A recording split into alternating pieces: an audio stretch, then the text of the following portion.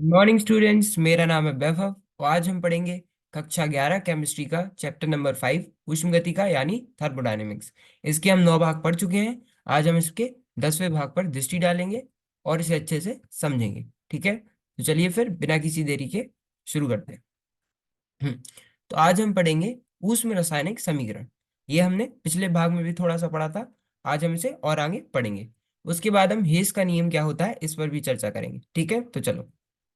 तो देखो, ये हमने पढ़ा था कि जो डेल्टा आर एच माइनस है इसका गणितीय मान जो है वह समीकरण द्वारा पदार्थों की मोलों की संख्या के संदर्भ में होता है। और साथ ही जो मानक एंथैल्पी परिवर्तन है उसकी जो इकाई है वह क्या होती है, किलो जूल पर मोल होती है। ठीक है, अब हम इसे एक अभिक्रिया की धारणा से समझते हैं। ठीक है, उपरोक्त धारणा को समझाने के लिए हम निम्नलिखित अभिक्रिया के लिए अभिक्रिया ऊष्मा की गणना करते हैं। ठीक है, तो इसके लिए हम अभिक्रिया ऊष्मा की गणना करते हैं। ठीक है, तो देखो अभिक्रिया हमें दी हुई है Fe2O3 जो कि ठोस है, प्लस 3H2 जो कि गैसीय अवस्था में है। क्या बना रहे हैं, 2Fe जो कि ठोस अवस्था में है, और 3H2O जो कि द्रव अवस्था में है। ठीक है, तो मानक विरचन एंथैल्पी की सारणी से हमें पता है। ठीक है, मतलब हमें पता है कि जो डेल्टा एफ एच है H2O का द्रव्य अवस्था में वह कितना होता है, -285.83 किलो जूल पर मोल होता है ना। ये पुस्तक में सारणी में दी हुई है इनका मान, तो आप वहां से भी देख सकते हैं। और ऐसे ही डेल्टा एफ एच माइनस जो Fe2O3 का है ठोस अवस्था में, वह कितना है, -824.2 किलो जूल पर मोल है। और साथ ही अगर हम सिर्फ Fe और H2 की बात करें, है ना, तो जो डेल्टा एफ एच नॉट है वो Fe का ठोस अवस्था में शून्य है। ऐसे ही हाइड्रोजन का भी जो H2 है गैसीय अवस्था में यह भी शून्य है। ठीक है, किसके परिपाटी के अनुसार। तो देखो हमें क्या क्या पता है, हमें इसका पता है कितना है, -824.2 किलो जूल पर मोल, है ना। हमें यह पता है कि जो H2 है इसका कितना है, -285.83 किलो जूल पर मोल। ठीक है, तो देखो अब हम डेल्टा आर एच माइनस का जो सूत्र होता है ना, अभिक्रिया का सूत्र होता है, उसमें ये लगाएंगे। तो देखो पहले उत्पाद देखते हैं, है ना। तो उत्पाद में जो इसका स्टोइकोमेट्रिक गुणांक है वह कितना है, 3 है ना। Fe तो 0 है ना, इसका डेल्टा एफ 0 है Fe का।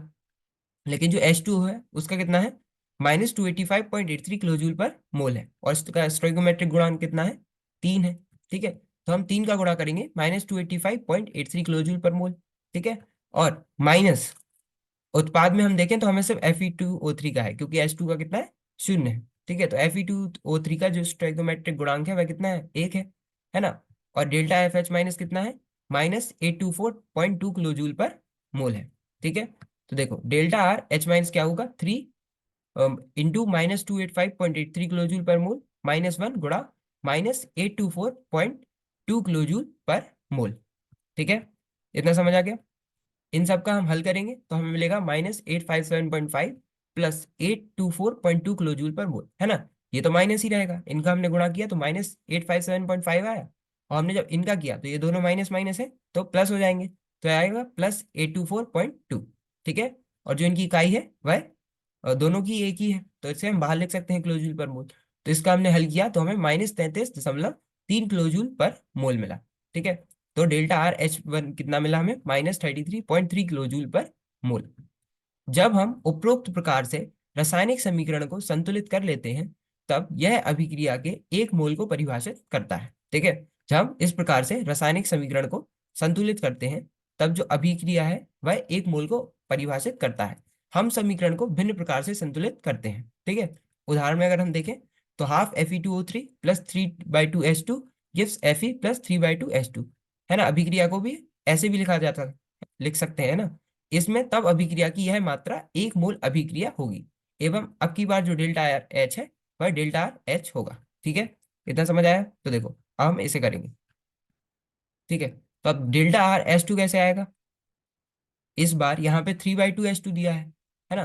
पिछली बार 3H2 था, इस बार 3/2H2 है।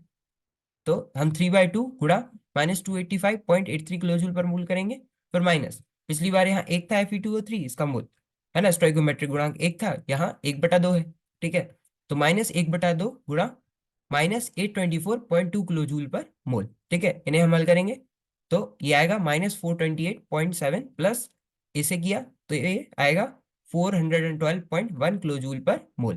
ठीक है, तो हमारा उत्तर कितना आया, -16.6 किलो जूल पर मोल, जो कि कितना है, पिछला जो हम डेल्टा आर एच माइनस आया था उसका आधा है ना। पहले -33.3 आया था, अब क्यू आर -16.6 आएगा, जो कि आधा है delta R H one minus का। ठीक है, तो इससे स्पष्ट होता है कि जो एंथैल्पी है वह क्या है, एक विस्तीर्ण राशि है। ठीक है, कितना समझ आ गया, इसमें कोई दिक्कत नहीं ना। चलो अब हम तीसरा देखते हैं। जब किसी रासायनिक समीकरण को उल्टा लिखा जाता है तब डेल्टा आर एच के मान का चिन्ह भी बदल जाता है।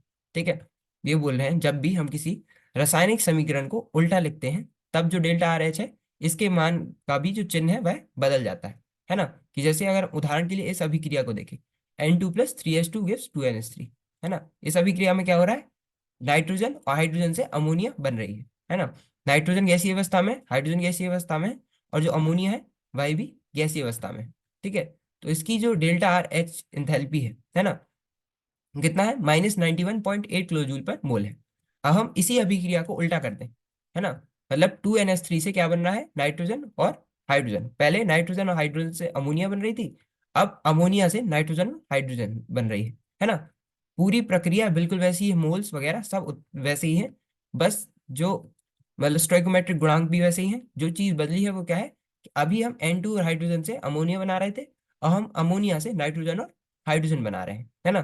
तो यहाँ पे आप देखो कि डेल्टा आर एच है ये क्या हो गया, +91.8 किलो जूल पर मोल हो गया, है ना।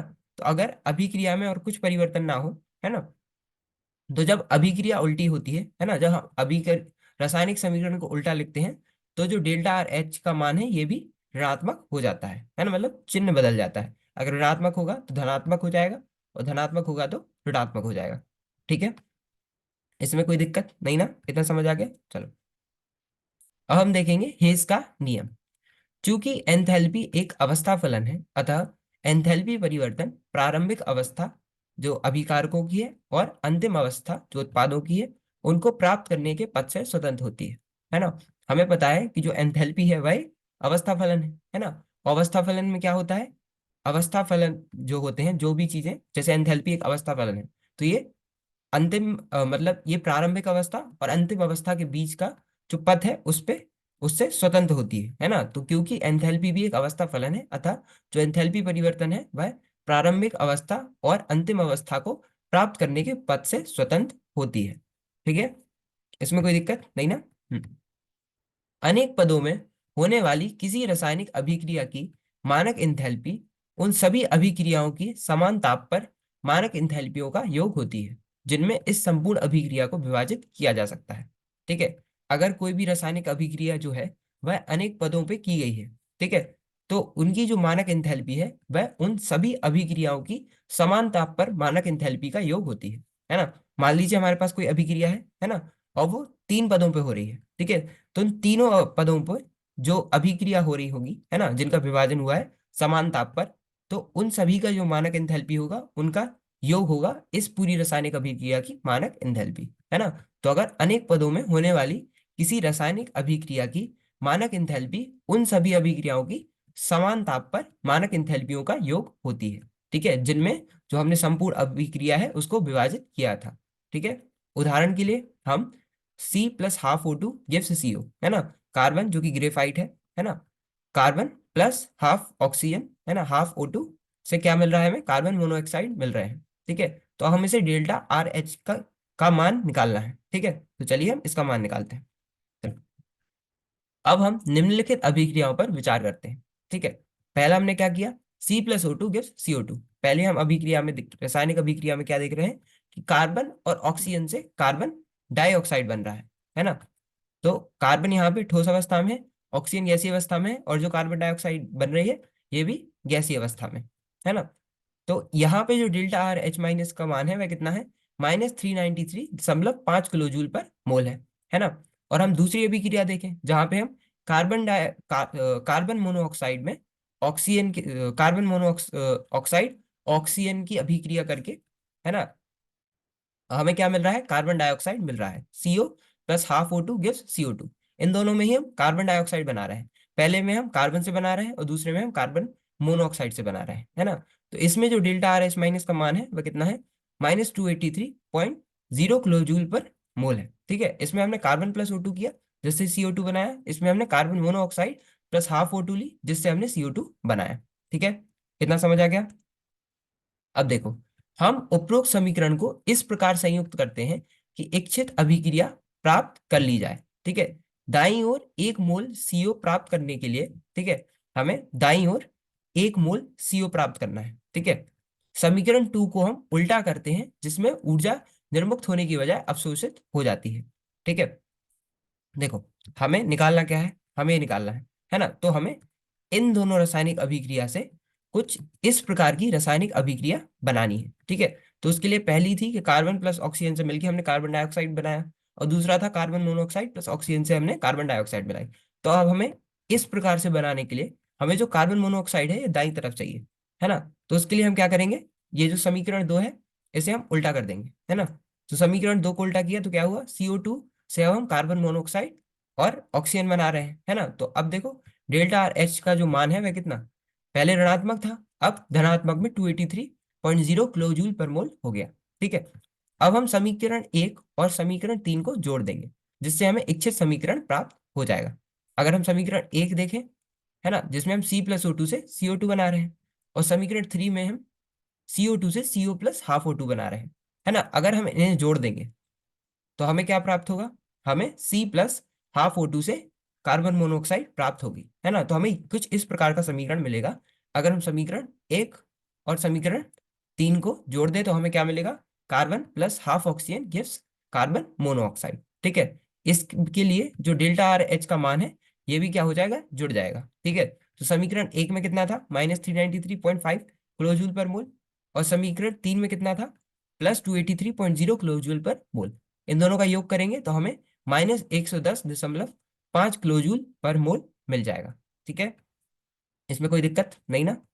ठीक है, तो देखो, व्यापक रूप में, देखो ये तो हमारा उत्तर आ गया, हमें यही निकालना था ना, डेल्टा RH माइनस, तो ये हमने निकाल दिया। इसके लिए हमने कुछ नहीं किया। पहले इस अभिक्रिया को बनाने के लिए हमने ये जो दो अभिक्रिया है, carbon plus oxygen gives carbon dioxide, और कार्बन मोनोऑक्साइड ऑक्सीजन मिलके कार्बन डाइऑक्साइड बना रहे हैं, इनका प्रयोग करके हमने पहले कुछ इस प्रकार से अभिक्रिया बनाई। और क्योंकि हमें इन दोनों का डेल्टा RH माइनस और डेल्टा RH माइनस पता है ना, इन सभी का हमें मान पता है, तो हमने उसी के हिसाब से डेल्टा RH निकाल दिया। ठीक है, इसका प्रयोग करते हुए, ठीक है, इसके नियम का।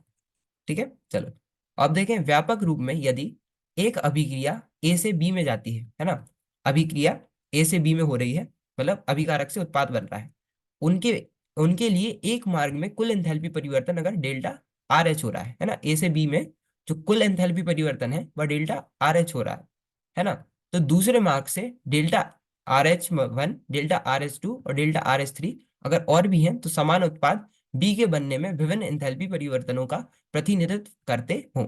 तो डेल्टा RH क्या होगा, delta RH1 plus delta RH2 plus delta RH3। ठीक है, कहने का मतलब ये है कि अगर हम A से B, हमें हमारी अभिक्रिया हो रही है और उसमें एंथैल्पी परिवर्तन डेल्टा RH आ रहा है, और या फिर अगर हम किसी और तरीके से, जैसे हम A से पहले C जाए, C से D जाए और D से B जाए, और इन तीनों में ही, इन तीनों पदों में हमारी डेल्टा RH1, डेल्टा RH2 और डेल्टा RH3 एंथैल्पी परिवर्तन हो, तो जो डेल्टा RH है वह delta RH1 plus delta RH2 plus delta RH3 होगा।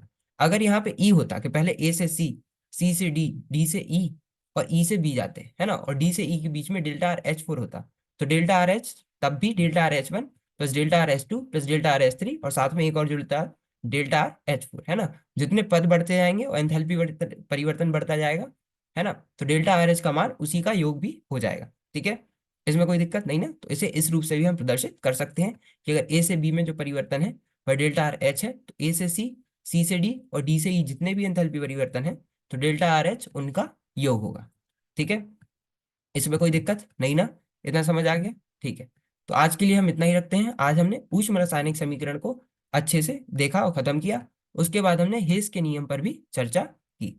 बाकी अगले भाग में हम विभिन्न प्रकार की अभिक्रियाओं के लिए एंथैल्पी, इस पर चर्चा करेंगे, जो कि आपकी पुस्तक में 5.5 पर दी हुई है, तो अवश्य वहां से एक बार देख लीजिएगा। बाकी हम भाग में तो पढ़ेंगे ही। ठीक है, तो मिलते हैं अगले भाग में। धन्यवाद, थैंक यू।